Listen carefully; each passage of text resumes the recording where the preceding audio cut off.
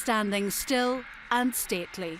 X-Ray Victor 202 touched down at RAF Cosford 2 summers ago. The aircraft's already received visitors and film crews on board, but hadn't officially become the property of the Royal Air Force Museum until now.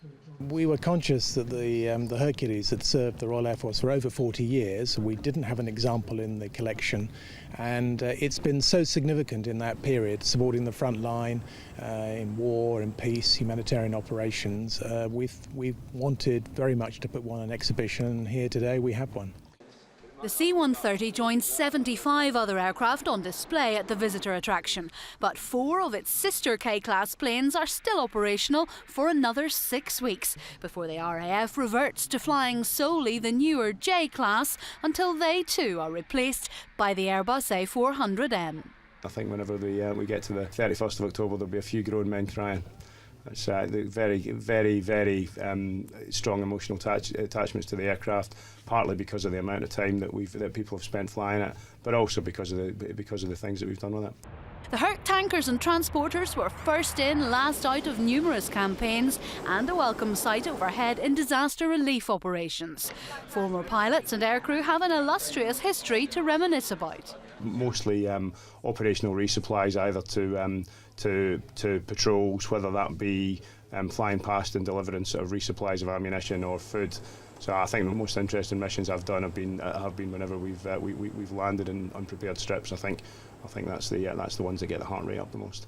Whether a K or a J, it was cold, noisy and had basic facilities on board. Perhaps the C-130's an acquired taste, like the in-flight catering. And of course there's the vital difference of one has a microwave and one has an old-fashioned oven. That's true, the food on the K was always been much better than the food on the J. Did you ever sleep in these beds in here? Oh, you've got to be joking, they're the most uncomfortable things, the most uncomfortable torture instrument known to man.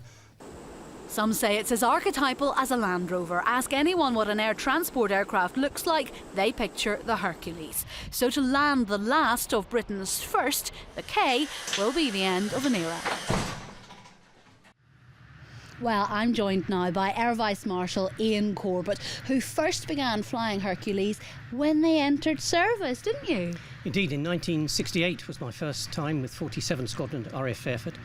The aircraft was just forming with 6 squadrons, based 4 in the UK, 1 in Cyprus and 1 in Singapore, and was operating throughout the world right from the very first day that it came into service. For you, that was getting your hands on a brand new aircraft, and presumably you were just a junior pilot. Tell us about it. The aircraft were absolutely brand new.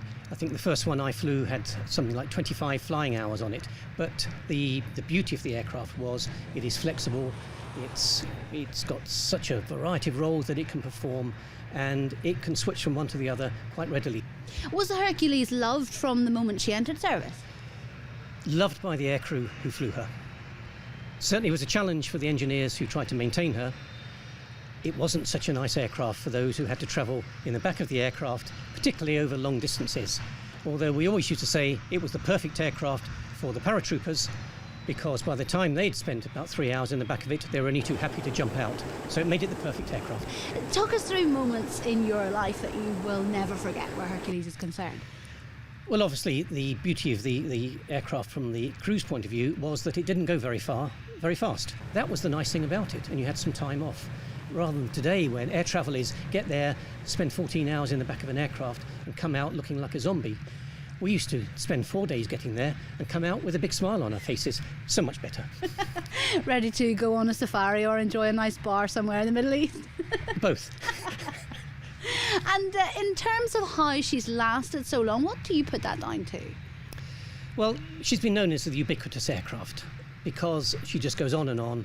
Any role you want, any change of role that the Air Force has had over the years, the aircraft has adapted to it. And it's the flexibility that the aircraft has.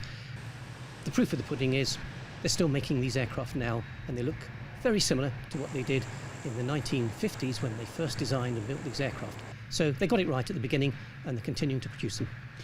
But they're still making them now, and indeed the RAF is still flying some of them. So is it strange for you to see it now consigned to relic status in a museum?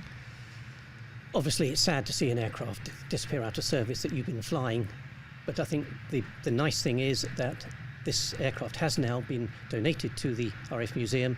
It is going to be on display for the public, and the history of what we did with the aircraft over those 45 years is going to be kept and be relayed to the public, and they can relive it for us. Marshal Corbett, thank you so much for sharing your memories of the Hercules. And this very aircraft, X-Ray Victor 202, is now here on display at the museum at Cosford for everyone to come and have a look at. Julie Knox, Forces News, the RAF Museum.